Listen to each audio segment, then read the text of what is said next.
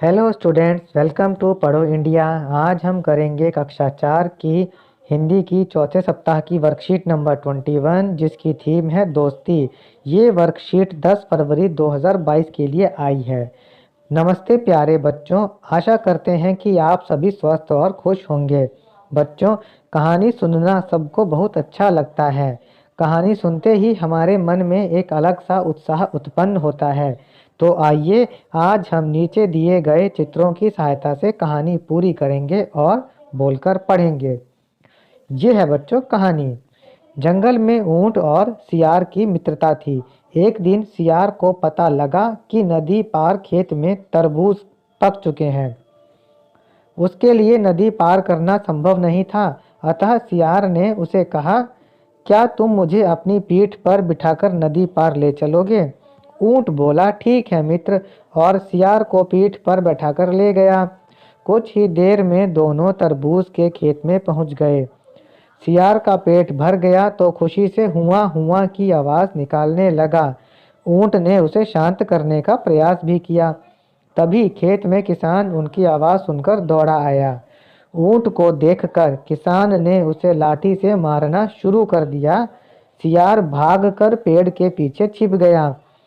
ऊंट कराहते हुए बाहर निकला और पूछा कि तुम हुआ हुआ क्यों करने लगे? उसने कहा कि अगर मैं ऐसा ना करूं तो मेरा खाना नहीं पचता। वे जंगल की ओर लौटने लगे।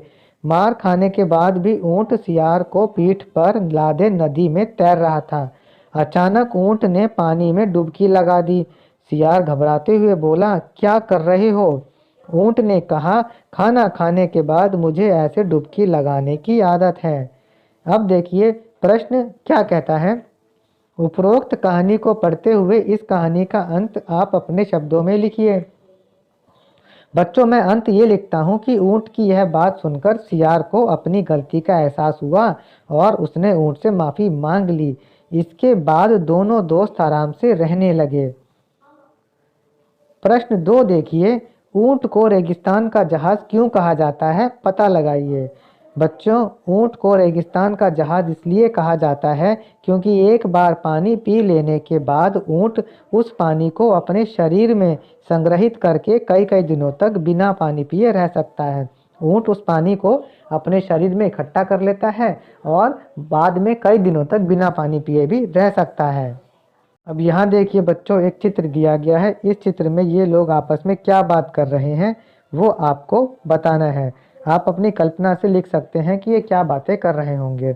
जैसे मैंने ये लिखा है कि ये औरत इस आदमी से कह रही है कि ये पीछे क्यों छुप रहा है, ये बच्चा इसके पीछे छिपा हुआ है। तब ये आदमी कहता है कि ये तुमसे डर रहा है।